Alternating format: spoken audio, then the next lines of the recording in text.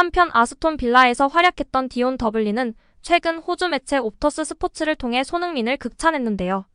더블리는 손흥민은 PL 상위 세계팀에서 선발 자리를 꿰찰 수 있는 선수다. 그것도 쉽게 말이다며 능력을 극찬했습니다. 이어 손흥민은 좋은 드리블 돌파와 압박 능력을 보여준다.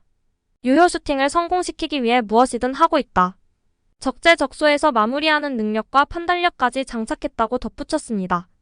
손흥민은 이번 시즌 최전방 공격수로 활약하면서 8골을 기록 중이다. 생애 두 번째 득점왕을 노리는 중인데요. 손흥민이 이번 시즌 최전방 공격수로 활약하면서 우상 크리스티아누 호날두에 비유되기도 했습니다. 호날두는 측면 공격 자원이었지만 스트라이커로 포지션을 변경 후 계속 유지하는 중입니다. 영국 스카이 스포츠는 손흥민은 양발로 마무리할 수 있는 능력을 가졌다. 측면에서 최전방 공격수로 포지션을 변경한 호날두와 비슷한 길을 걷는 중이다고 언급했습니다. 이어 토트넘은 손흥민이라는 골을 넣고 동료 선수들을 위해 공간을 만드는 헌신적인 선수가 있다. 케인 이적으로 효과를 보는 중이다. 문전에서 더 많은 일을 하는 중이다. 10% 미만의 터치를 기록했지만 이번 시즌은 20%에 육박하다고 언급했습니다. 이어 손흥민은 엔제 포스테코글루 감독 체제에서 터트린 6골이 모두 문전에서 나왔다. 포지션 변화에 유용한 예시다고 덧붙였습니다. 포스테코글루 감독의 생각도 같았는데 손흥민은 호날두와 비슷하다. 윙어로 시작했다고 말했습니다. 이어 손흥민은 정말 좋은 골잡이다. 움직임이 뛰어나다고 항상 느끼는 중이다. 측면보다 최전방 공격수 소화는 좀 복잡한데 소화할 수 있을 만큼 영리하다고 극찬했습니다. 손흥민은 활약 이외에도 주장으로서도 토트넘 내에서 존경받고 있는데요. 손흥민은 이번 시즌을 앞두고 포스테코글루 감독의 의견에 따라 토트넘의 캡틴 완장을 차지했습니다. 손흥민은 개막전 이전에 부주장 제임스 매디슨에게 문자를 보내 원정 팬들 앞에서 둥글게 모여 우리의 일부라고 느낄 수 있도록 해주자고 제안한 것으로 알려지며 크게 화제가 되기도 했습니다. 매디슨은 손흥민은 팬들 앞에서 대화했고 정말로 그들을 움직이게끔 했다고 감탄하기도 했습니다. 이후 꾸준하게 응원을 온 원정 팬들에게 선수들을 데려가 인사를 시키면서 고마움을 전하면서 캡틴의 품격을 선보이는 중입니다. 여기에 포스테코글루 토트넘 감독의 맨시티전을 앞둔 인터뷰가 공개되었습니다. 먼저 엔지 포스테코글루 감독은 선수단 상태, 부상 상태에 대해 전했는데요. 파페사르가 출전할 수 없는 상태이고 벤탄쿠르는 정밀 검사 후 약 2개월가량 뛸 수 없음을 확인했다고 전했습니다. 큰 부상을 이겨내고 복귀하였는데 바로 부상을 당해 본인 같으면 정말 좌절하고 힘들 것 같은데 벤탄쿠르는 긍정적인 태도로 이겨내고 있어 정말 훌륭하다고 치켜세웠습니다. 이로 인해 팬들은 비수마, 로셀소, 브라이너닐의 미들 조합이나 호이비에르가 뛰는 중원 조합을 볼 것으로 예측하고 있습니다.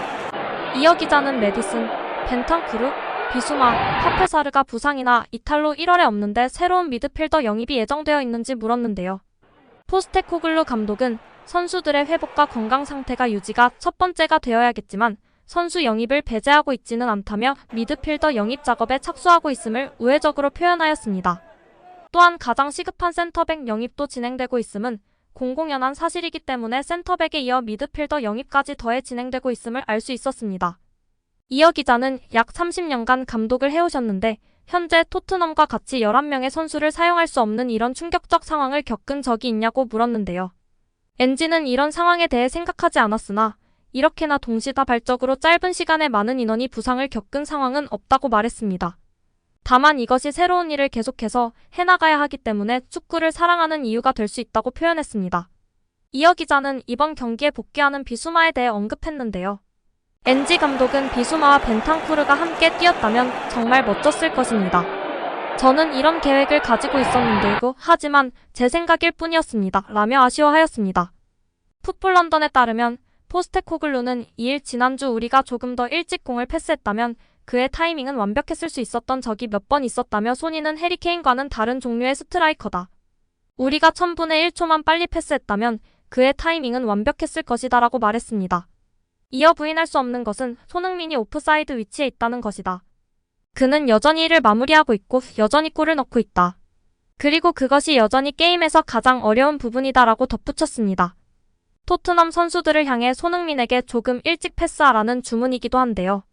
맨체스터 시티와 원정 경기를 앞두고는 내가 여기 앉아있는 이유가 있다고 생각한다.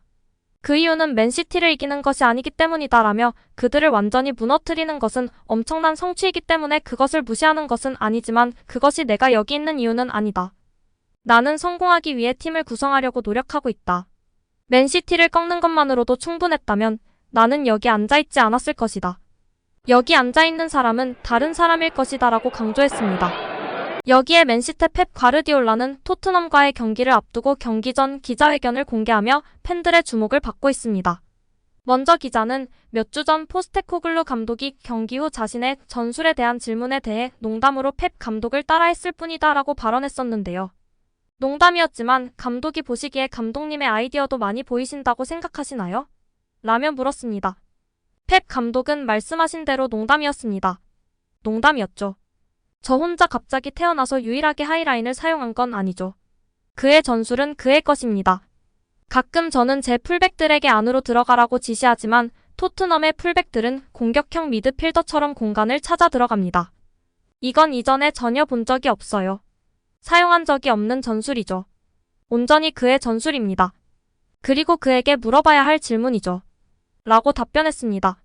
이어 기자는 감독님, 이전에 토트넘을 해리케인 팀이라고 하셨었는데 지금 그 생각에 변함은 없으신가요? 손흥민은 다른 방식으로 위협적이지만 그도 마찬가지로 위협적이니까요. 라며 물었는데요. 펩 감독은 똑같은 말실수를 하고 싶지 않습니다. 그랬다가는 포스테코글루 감독의 비난을 살 수 있으니까요. 이미 말씀드린 것처럼 포스테코글루 감독의 팀을 보면 감독의 손길이 확실히 보입니다. 이전 감독들에 비해서 말이죠. 물론 모든 감독들은 팀에 영향을 끼치죠. 콘테 감독도 그의 방식이 확실했고요.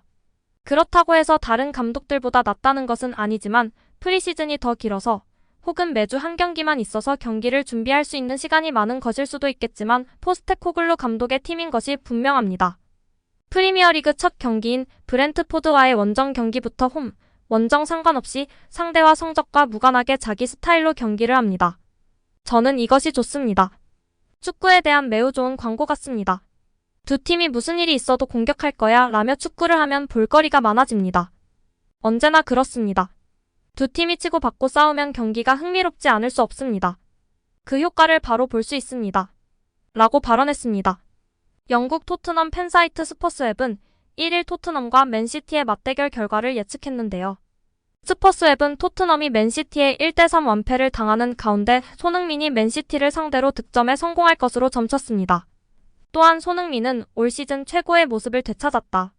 손흥민은 새로운 포지션인 센터포워드로 확실히 자리 잡을 것이다. 토트넘은 센터포워드에 많은 옵션이 있는 것도 아니다고 언급했습니다. 영국 어슬레틱은 토트넘의 맨시티 원정 경기는 포스테코글루 감독에게 가장 큰 시험대가 될 것이라며 토트넘은 지난 3경기에서 모두 패했고 핵심 선수 9명이 부상이나 출전 정지로 인해 결장한다. 올 시즌 가장 낮은 순위를 기록 중이다. 안타깝게도 토트넘의 상대 맨시티는 마지막 리그 홈 경기 패배가 17경기 전이다. 맨시티는 지난 시즌부터 39번의 홈 경기를 치러 36승을 거뒀고 브렌트포드에게 단 한 번 패했다고 언급했습니다.